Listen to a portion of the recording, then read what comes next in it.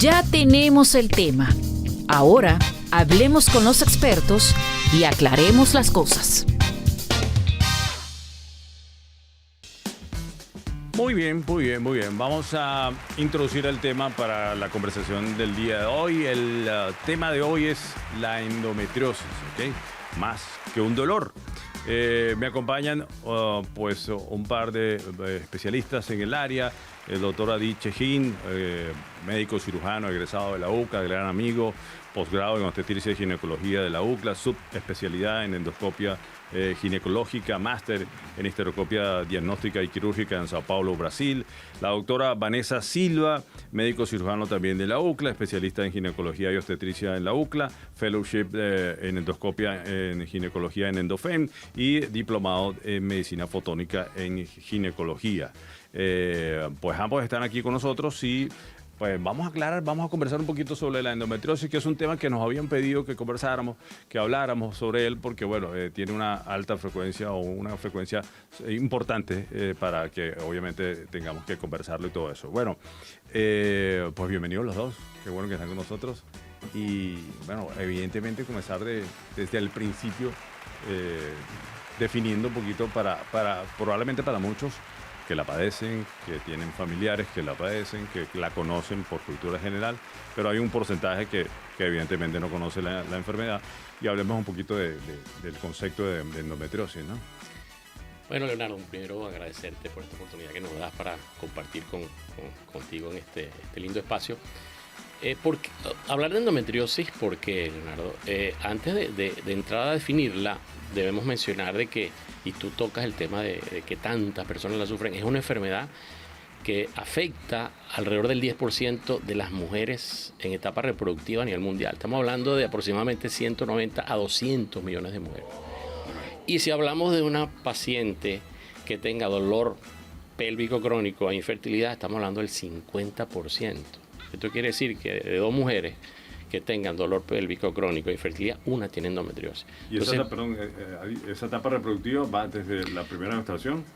Desde la menarquia hasta teóricamente la menopausia. Okay. ¿Estamos claros? Entonces ya automáticamente decimos, wow, esto grande. Es correcto, esto es bien frecuente.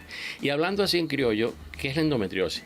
Debemos recordar o mencionar que el útero es un órgano que tiene una cavidad, que es la cavidad uterina, una casita donde crecen los bebés. Esa cavidad normalmente está revestida por un tejido que se llama endometrio. Es como una especie de alfombrita. Imagínate que estemos aquí en la cavidad uterina. Es una alfombra que reviste todas las paredes de esta habitación. Es una alfombrita que va creciendo con el paso de los días del ciclo. Y al final del mes, si no hay embarazo, se suelta esa telita y sale hacia la vagina, que es la menstruación. Entonces, ¿qué es la endometriosis? La endometriosis no es más que la presencia de ese tejido o de un tejido muy similar a este endometrio, a esa alfombrita, pero fuera de la cavidad uterina. Llámese en una trompa, en un intestino, en una vejiga.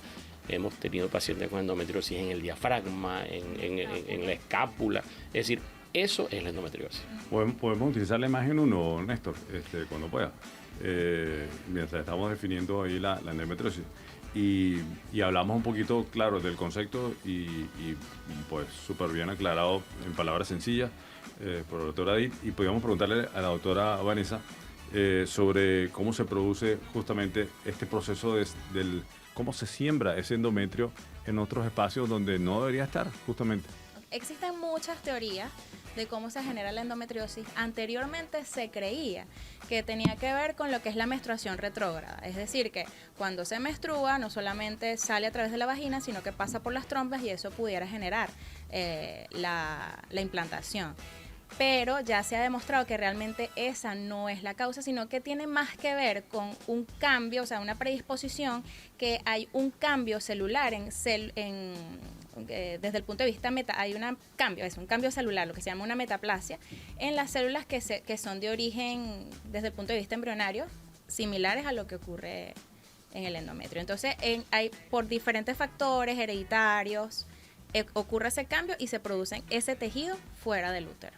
Claro, y ese tejido, ¿a dónde puede ir? O sea, evidentemente sabemos que están en el útero por vía normal, pero también puede ir a cierta parte de la pelvis, inclusive abdominal, y también he visto casos hasta hasta nasal. Pues.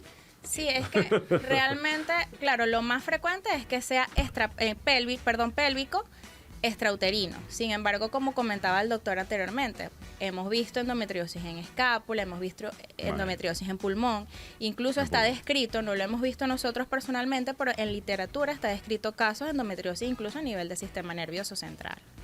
Lo cual significa fisiológicamente que una vez, si ese tejido está hecho para que justamente, para muchas cosas, pero entre ellas, cuando viene la menstruación, él se descama y bueno, y a través vaginal se produce la menstruación. Cada vez que pase esto, en los sitios donde realmente esté sembrada, ¿qué pasa? Correcto. Fíjate tú, es importante hacer hincapié un poco y poner un pie en el freno, porque lo que dice Vane, en un primer momento decíamos es que estas celulitas se metieron y llegaron. Entonces se intentó explicar por muchas vías que la celulita se metió por los vasos sanguíneos o la linfa y llegó allá, que la celulita se metió por las trompas y llegó allá, pero realmente esa no es. Es decir, hay muchas variables o varias hipótesis que realmente todas confluyen en que en algún momento, en alguna zona fuera de la cavidad endometrial, esa celulita comienza a transformarse y llega a formar un tejido similar al endometrio. Entonces hay teorías inmunológicas, hay teorías, incluso la que actualmente más peso tiene, que es la epigenética. Me explico, ya esa paciente tiene una predisposición, tiene una información genética que está codificada para que en algún momento de su vida comience esa celulita que está en una vejiga a transformarse en un tejido similar al endometrio. Entonces no es tan fácil como decir, es que esta celulita se metió por aquí y llegó aquí. No, hay una predisposición genética. Obviamente hay factores ambientales, factores externos que ayudan, que facilitan, que abonan el terreno, la parte inmunológica. Porque tú dices, bueno, hay pacientes que la menstruación retrógrada se mete por las trompitas, cae en la vejiga. Nosotros tenemos un sistema inmunológico que vaya y se come esa celulita, las barre, sí. Pero hay pacientes que no funciona. Entonces está la inmunología también como culpable o como predisposición o como facilitador. Entonces, fíjense cómo uno va nombrando, entonces es multicausal, pareciera, multifactorial. Sí, esa es la parte quizás más complicada de poder llegar justamente a cuál fue la causa. Creo que más el tema está en lo que vamos a conversar más a continuación, sino tratar de identificar como que los síntomas en la medida de lo posible para poder estudiar a ese paciente lo más temprano posible para justamente llegar a un diagnóstico lo más pronto que se pueda, ¿no? Sí, yo creo que estás tocando con el punto álgido, Leo, y es que el diagnóstico mundialmente en muchos países tiene un retardo de entre 7 y 12 años. Imagínate. Entonces fíjate tú, porque es que haces, por ejemplo, 10 años atrás, para yo decirle a una paciente que tenía una endometriosis, yo tenía que llevar a esa paciente a quirófano, hacerle una cirugía, una laparoscopia, llegar al sitio, encontrar la lesión, tomar una muestra, mandarla al patólogo y que el patólogo la mire en el microscopio y me diga, sí, hay un tejido endometrial, tienes endometriosis. Entonces eso no es fácil. No. Eso obviamente dificultaba el diagnóstico, me explico. Ahora en este momento, con la sintomatología que ahorita Vanessa nos va a dar información sobre eso, que siente la paciente con endometriosis. Ahora una paciente con sintomatología, yo o cualquiera de nosotros, con una resonancia magnética, siguiendo algunos protocolos especiales en la paciente, o con un eco transvaginal, lo que se llama en este momento mapeo transvaginal para endometriosis. Obviamente la paciente necesita una preparación previa intestinal con algo vía oral y colocar un gel en cantidad importante en vagina nos permite a nosotros ver una cantidad de cosas que no la veíamos antes, y si las veíamos no la interpretábamos como tal. En este momento con un eco transvaginal yo le puedo decir a una paciente, tú tienes endometriosis y vamos a tratamiento, a lo que vaya, pero el diagnóstico lo hacemos mucho más rápido en este momento. Claro. Hay una cosa que no quiero que se me salte. Hablamos de la parte epigenética, es decir, que evidentemente hay un factor de riesgo para todas aquellas mujeres cuyas madres o cuyos familiares tuvieron endometriosis en algún momento, ¿cierto? Correctamente, así es. Eso y otro tipo de factores como por ejemplo menarquia precoz. Una paciente que desarrolló a los 9 años va a tener muchísima más posibilidad de sufrir endometriosis que una paciente que desarrolló a los 12, ¿me explico? Esos son factores. Que entiendo que es muy frecuente hoy en día, ¿no? Digamos, la menarquia se va como que presentando más temprano, ¿no? Yo creo que la vida va empujándonos a lo quiere sacar rápido, no sé cómo es la cosa, pero la menarquia antes uno decía 14, 15 años, bueno, eso ha ido bajando de una manera Bueno, increíble. fíjate tú que la menarquia significa apertura, a periodo, ¿cómo se llama? A una etapa reproductiva. Tristemente, y tengo que decirlo, el estado Lara es uno de los estados con mayor índice de embarazo en adolescentes. ¿Cómo no? O sea, y cada vez es mayor. Entonces, es un temita es un temita aparte. Sí. Sin duda, sin duda. Ok, aclarar lo de la parte genética. Es decir, bueno, pero no me quiero, no nos vayamos. Aclarado la parte genética, entonces eso significa que toda aquella mujer que tenga antecedentes de endometriosis de su mamá, abuela, lo que sea, debe ser más acuciosa con el control vía ginecológico, ginecotesis. Correctamente. Definitivamente es un punto que debe prender el bombillito amarillo al paciente y al médico al momento de que va una paciente. El tema es que hay otra cosa que, perdón, que se me olvidó mencionar, es que tenemos años normalizando. Lo que pasa es que voy a entrar en el tema de la sintomatología que quiero que Vanessa nos los explique. Tenemos años y así hasta nos los enseñaron. Y bueno, tengo que decirlo, la regla me duele. Eso es normal, mi vida. Tómate 2 pastillitas y hablamos mañana. Entonces, esa normalización del dolor menstrual también es muy responsable del retardo en el diagnóstico. Entonces, una paciente que te diga me duele, que el dolor aumente con el ciclo menstrual y que de paso tú la interrogas y su mamá tuvo, y su abuela tuvo, o tiene una tía que tuvo, o su hermana mayor tuvo, huele, bate la colita, tiene un huesito aquí, hace guau. Sí, ya es candidato. Correcto. A ser vigilada más.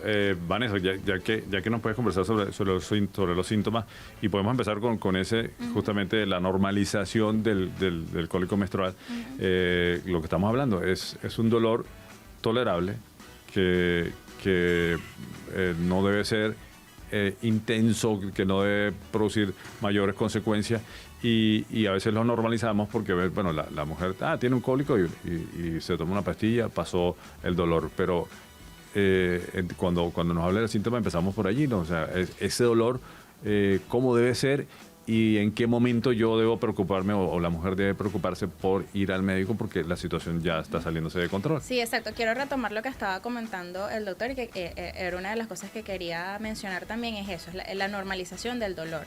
Porque, bueno, evidentemente, tras años también el tema de la salud femenina para nosotras mismas, para las mujeres, quizás era un tema tabú. Entonces era casi que las mujeres van solamente al ginecólogo cuando están embarazadas.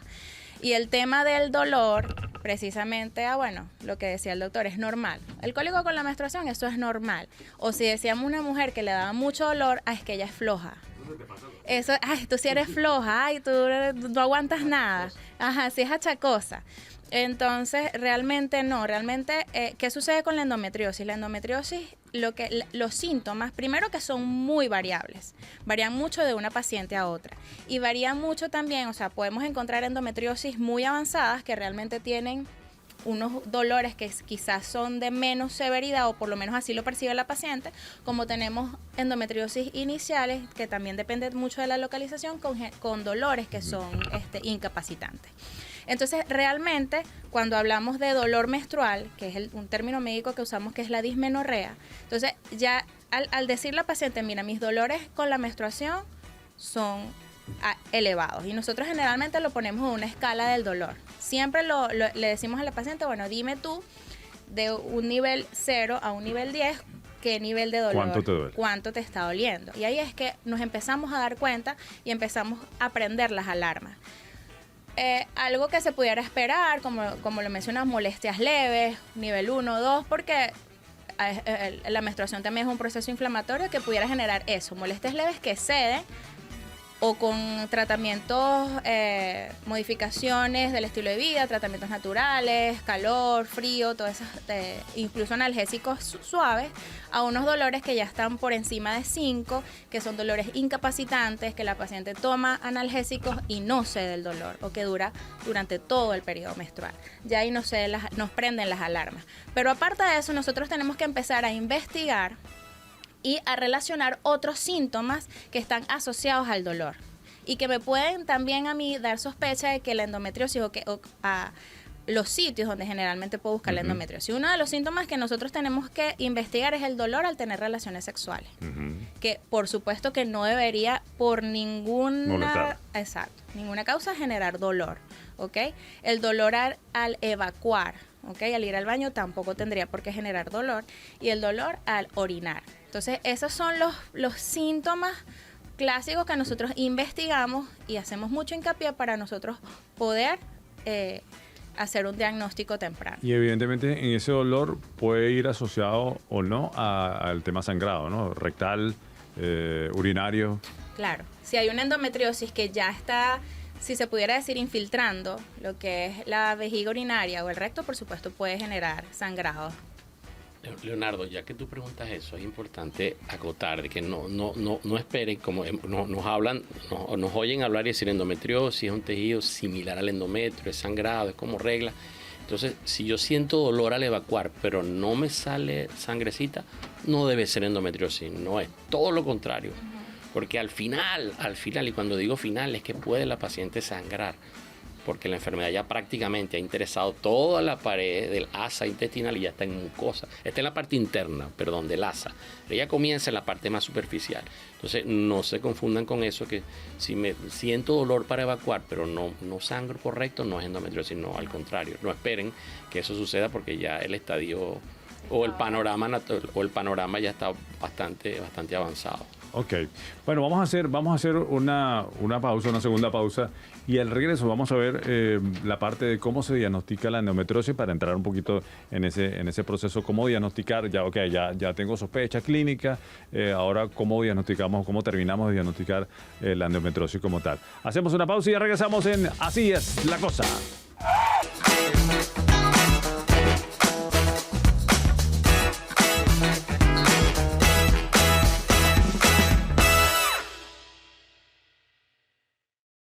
Terminemos con la duda. Pregunten, que el doctor responde.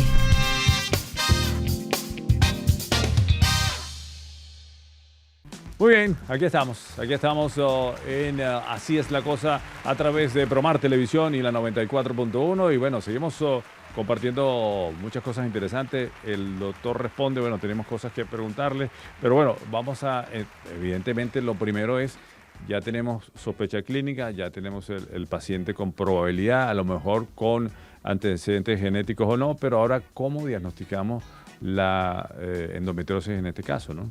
Ok, Leonardo, es fundamental, creo que nos habíamos adelantado un poco, fundamental la clínica, lo que acaba de hablar Vanessa, es fundamental.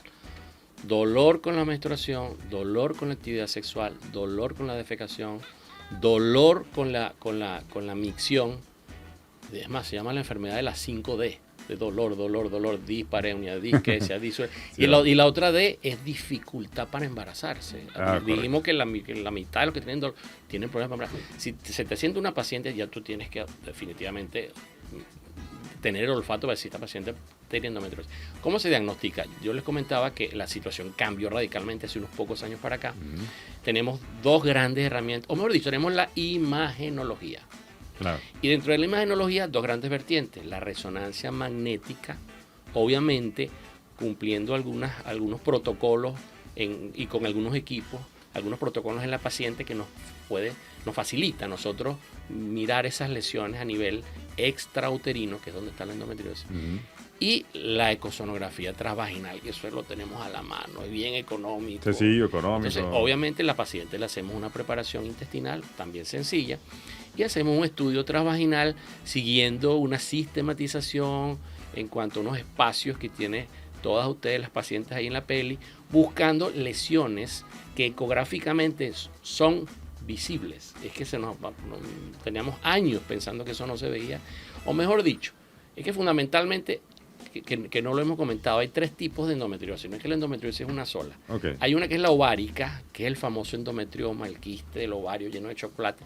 Eso lo diagnostica quien sea, con unos anteojos de suela, lo hace un eco y lo ves. Se ve. Pero viene la endometriosis superficial, que ahí se empieza a complicar la cosa, porque son foquitos muy chiquiticos que apenas están en la superficie del intestino, y la endometriosis profunda, que es el que tiene los cachitos, que ya, como el nombre lo dice, se mete hacia estructuras más profundas en la pelvis, interfiere con nervios, con estructuras más nobles y es la más compleja. Bueno, esa endometriosis profunda podemos perfectamente verla nosotros haciendo un mapeo ecográfico transvaginal.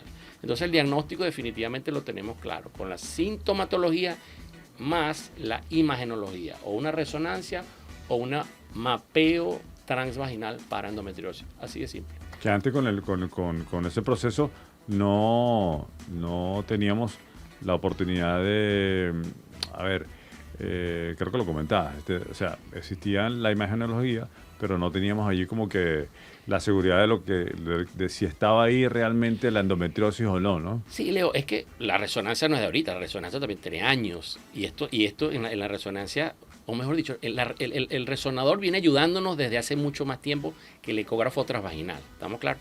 Pero como todo en medicina, lo que sabemos hoy, yo creo que en 20 años la mitad va a ser mentira. Sí, o la sí. mitad va a ser diferente. Todo evoluciona. Entonces, para bien. Es Para correcto, bien. es correcto. En este momento, vuelvo y repito, el diagnóstico se hace así. No es como hace unos años atrás donde la situación era un poco más compleja. Claro, no, y podemos empezar con unos métodos mucho más sencillos. Y ya si queremos profundizar, bueno, ya, ya viene el tema de ya va a ser una laparoscopia. Correcto. No, pero Leonardo, eso es un poco más allá. Y lo más importante del caso, como les comento, esta es una enfermedad que camina, que va invadiendo, tiene un carácter, ojo, no lo estoy diciendo, no es una cosa maligna, pero tiene un comportamiento similar a una enfermedad maligna, o sea, va caminando. Entonces, si nosotros hacemos un diagnóstico más temprano, podemos instaurar un tratamiento precoz y podemos decirle a ella, mira, frénate, por favor, y no me camines tan rápido, Claro. o párate, sería lo idóneo, ¿me explico?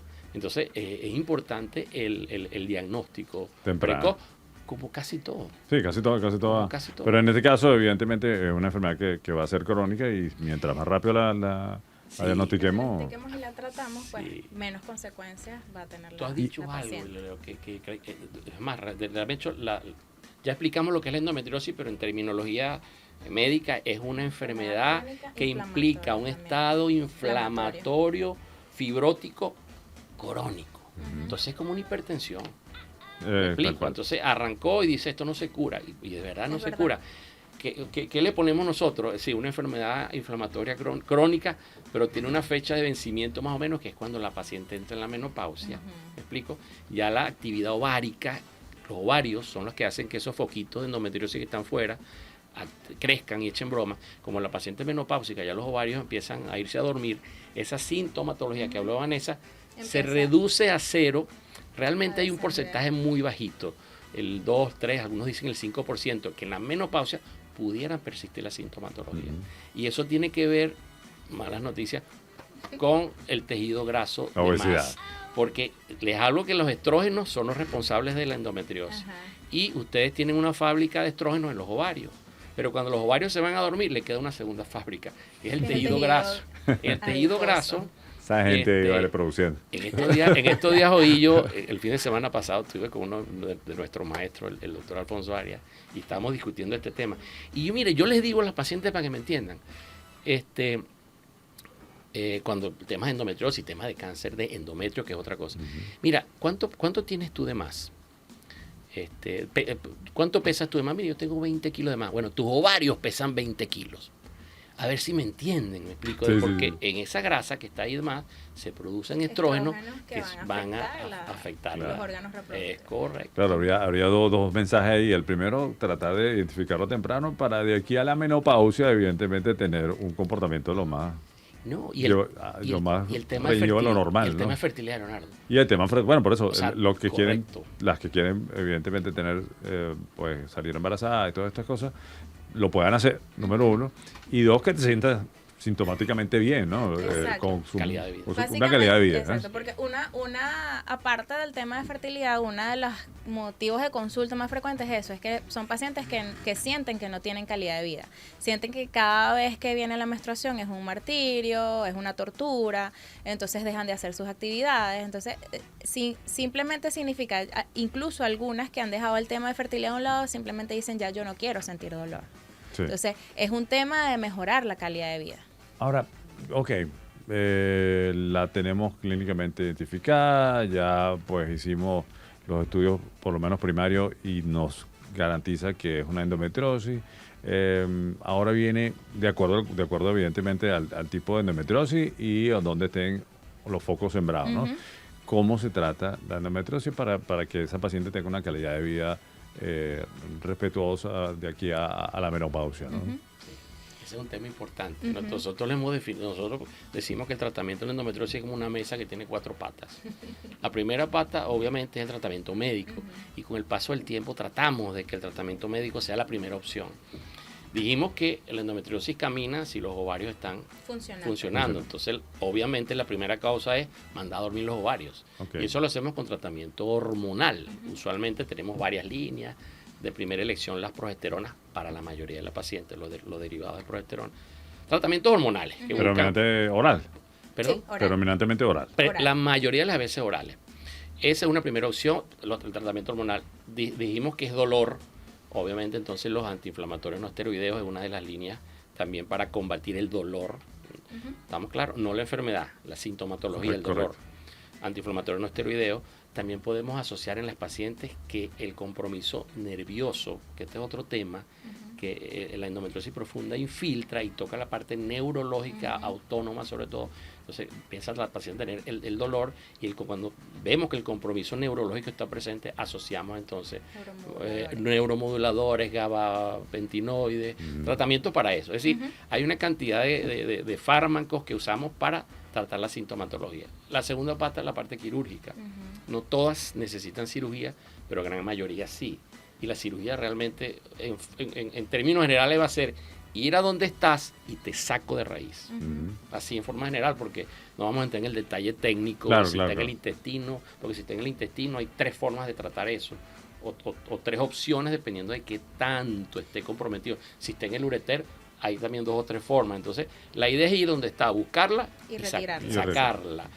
Lo que se llama cirugía excisional y no cirugía ablativa, como venía haciéndose con mucho antes, que era llegar a coagularlo.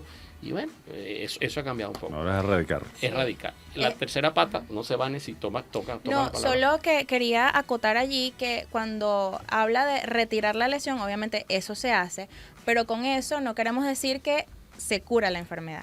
Sí, recordemos que es una enfermedad crónica. Nosotros estamos quitando las lesiones, por supuesto. Por lo menos lo macro, ¿no? Exacto, lo macroscópico por esa paciente igual debe ir acompañado posterior a la cirugía de un tratamiento médico y es una enfermedad crónica, que eso es importante que se lleven ese mensaje. Importante. La cirugía la hacemos a lo macro que dijiste tú, Leo, lo macro, lo que se ve.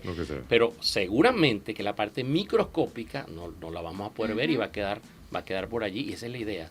Tratar de soportar esa cirugía con tratamiento médico y que esos foquitos micro que estén allí traten de mantenerse lo más. Fíjate, siendo una enfermedad que tiene tanto componente clínico, tanto componente psicológico, el componente de fertilidad, que ya es evidentemente un tema aparte, o sea, ¿quiénes son los que deben tratar realmente la endometriosis? Tomando en cuenta lo multifactorial también, tomando en cuenta todos los que realmente, en principio, el que toma el caso desde el principio y, bueno, a quién tiene que remitir algunas cosas o, bueno, ayudarse con otros profesionales. Justamente lo conversábamos aquí afuera. Justamente lo estábamos conversando. Eso debe ser un equipo multidisciplinario. Multidisciplinario. Por supuesto, los ginecólogos, como el médico de cabecera, pero también debemos acompañarnos del cirujano general, también debemos estar acompañados de un coloproctólogo, también debemos estar acompañados de fertilistas, urólogos, fisioterapeutas o del suelo pélvico, los que manejan la parte de neural. Entonces es un equipo multidisciplinario los que debemos hacer el manejo de la paciente. Incluso van psicólogos. Y tú miras psicólogo. Por supuesto. Y tú miras psicólogo porque, bueno, estamos hablando de una mujer que de 365 días del año, 60 o 70, tiene dolor. Dime tú. Y con problemas entonces de ausentismo laboral y problemas entonces con su jefe porque no fue a trabajar o con dificultad y de paso le rematas y entonces no puede embarazarse. Y que de repente el familiar dice, tú sí eres exagerada, o sea... Sí, probablemente no le crea la intensidad por lo menos. Y voy más allá y quiero buscar un bebé y no puedo. Claro, tengo mi pareja y no puedo, ¿no? Es un espectro bien... Hay que ayudar ahí. Bien macabro. A ver, cuando tomamos la decisión, realmente, ustedes lo decían, bueno, de erradicar esos focos en otros lados, O sea, ¿cuándo se toma la decisión? ¿Qué se prioriza ahí para tomar esa decisión de ir a cirugía, ¿no?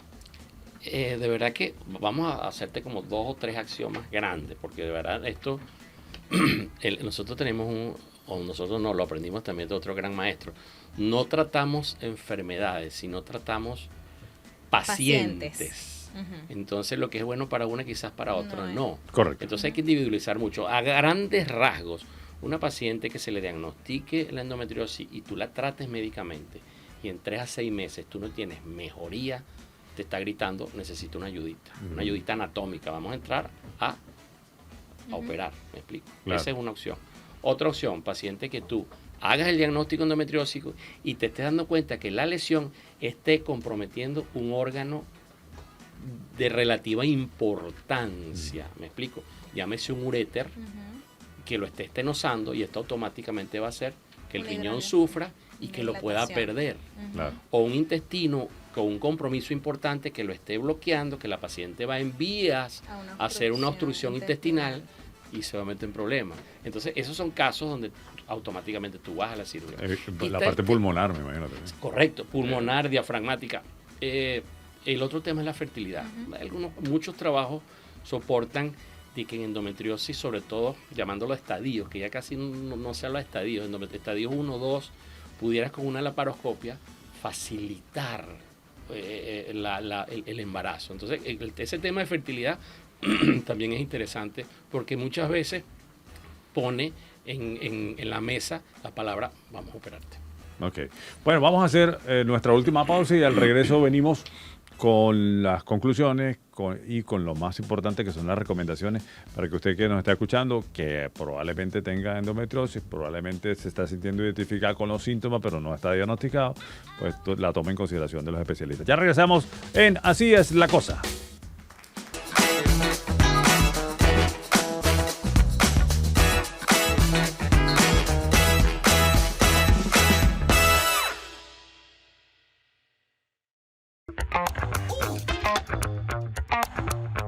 Después de hablar, analizar y razonar, llegó la hora de... ¿Y entonces, cómo es la cosa?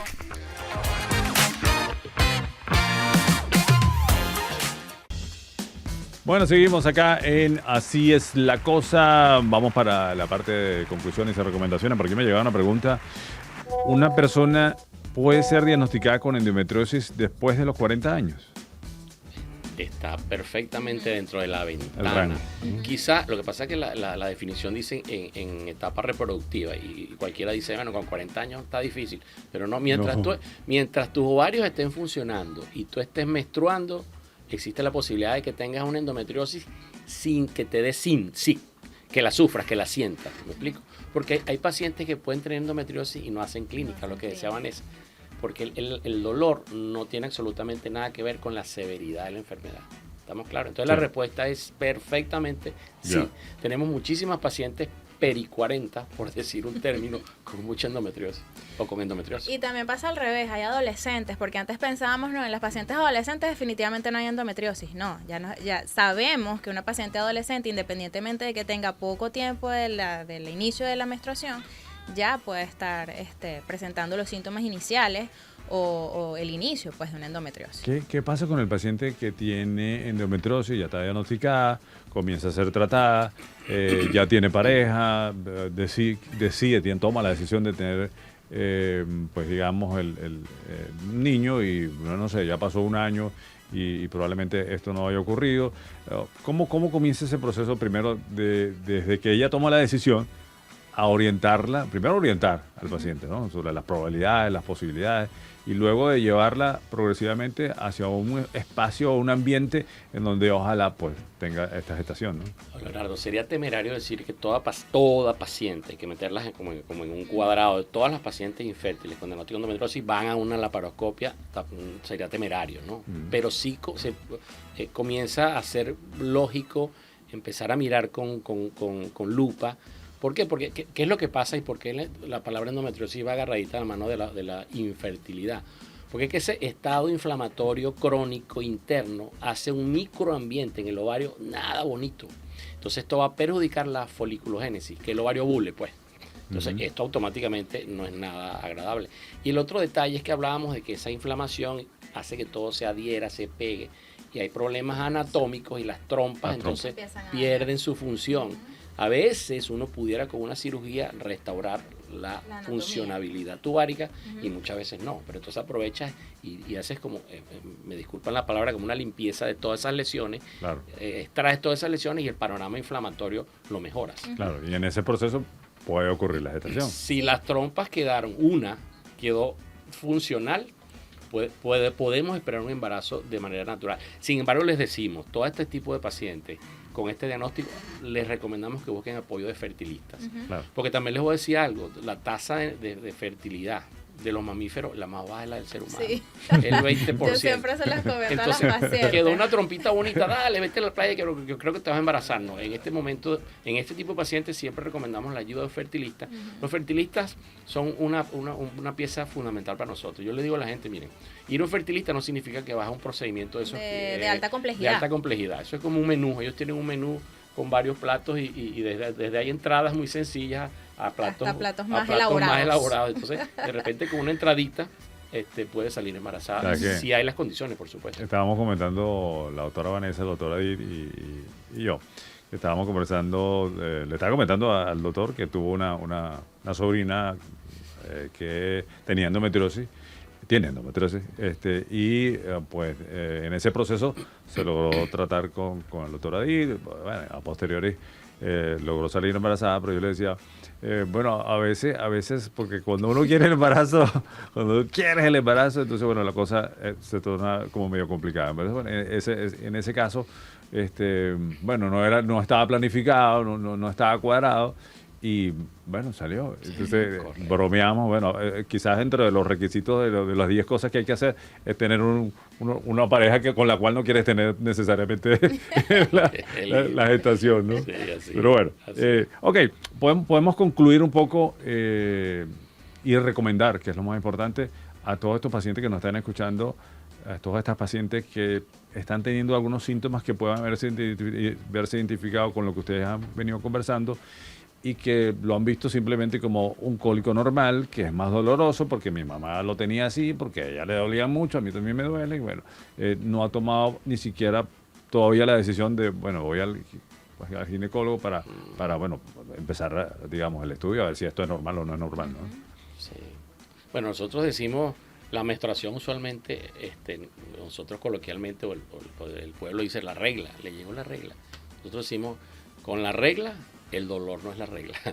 ¿Me explico? Entonces, ¿qué recomendación? Si ustedes se sienten identificados con esto que acabamos de hablar hoy acá en cuanto al dolor, no pueden salir embarazadas, sienten molestias a la hora de evacuar, consulten por favor, porque vuelvo y repito, normalizar eso no nos va a traer absolutamente nada beneficioso para ustedes ni para su familia. Es nuestra recomendación. Y no olviden a las que ya están diagnosticadas, cumplir tratamientos médicos y otras dos cositas que a veces no las vigilamos muy bien, que es la alimentación. Son pacientes que deben cumplir un régimen alimentario antiinflamatorio, que eso también hay un programa completico, lo pudiéramos hacer, y el ejercicio. Ahí se nos escapan porque no las podemos vigilar mucho, pero es importante la parte de alimentación y el ejercicio. Sí, eso es las otras dos patas de la mesa. Exacto. Ajá, eso es muy que importante. se nos pasó. Sí, y lo vemos todos los días en consulta. Es increíble como tenemos pacientes con endometriosis profunda que han hecho cambios de estilo de vida. Doctor, mire, me estoy alimentándome totalmente antiinflamatorio, estoy haciendo ejercicio y mis síntomas, o sea, de una dismenorrea de 9/10, tengo 1. Claro, por supuesto, tratamiento. El tratamiento va de la mano, pero nada más con el hecho de que cambian el estilo de vida, ya con eso los cambios son maravillosos. Que el primero es prevenir la obesidad, ¿no? La aparición, en caso de que no haya aparecido. No, Leo, es que te dicen, tú la puedes manejar y te dicen dismenorrea 1, pero ellas mismas te llegan, ¿sabes, doctor, que en carnaval me fui a la playa y hice esto, y sienten. Ellas vienen bien, ¿ves? Pero hacen un desarreglo y lo sienten. Entonces tú te das cuenta que la cosa es en serio. ¿Me explico? O sea, que cambian por un fin de semana la alimentación y ya siente la diferencia, claro. Y sentí dolor este día. Hay que comer bien. Bueno, la alimentación aplica para todo, pero en este caso, evidentemente, es uno más, en donde el ejercicio y la alimentación son prioridad. Y donde la obesidad es un enemigo público de una cantidad de enfermedades, entre ellas, pues la endometriosis. A ver, me encantaría que dijeran sus redes sociales, dónde lo pueden conseguir, dónde pueden conversar con ustedes, dónde pueden consultar, que eso es bien interesante. Bueno, nosotros estamos a su disposición en la clínica ONG. Allá tenemos nuestra unidad que se llama Endofem. Y usamos por Instagram @endofem con M de mamá al final, como de femenino. Ok, de femenino. Ese es nuestro Instagram y es lo que usualmente movemos un poquito. Ok, ¿alguno personal?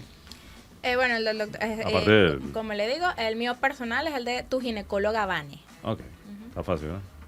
Tu ginecólogo Vane. Tu ginecóloga Vane. Y el de ahí es Endofem. Endofem, sí. Bueno, por ahí lo pueden conseguir, por ahí los pueden. Muchísimas gracias por haber venido. No, Creo que es agradecemos estar aquí. un abreboca realmente, porque vamos a tener cosas que hablar, no solamente relacionadas con la endometriosis, sino cosas que también, digamos, se desprenden de la especialidad. Así que bueno, lo vamos a invitar de nuevo, seguro. Será un placer, Leonardo. Bueno, un abrazo, pásenla bien, esperamos que les hayan servido todos estos elementos educacionales, que lo tomen en cuenta y como les digo siempre, bueno, tomen en cuenta, hagan caso y consulten a su médico y después, bueno, van a estar más tranquilos. Bueno, hasta una próxima oportunidad, estaremos de nuevo aquí en Así es la cosa por Promar Televisión y la 94.1, la FM. Chao.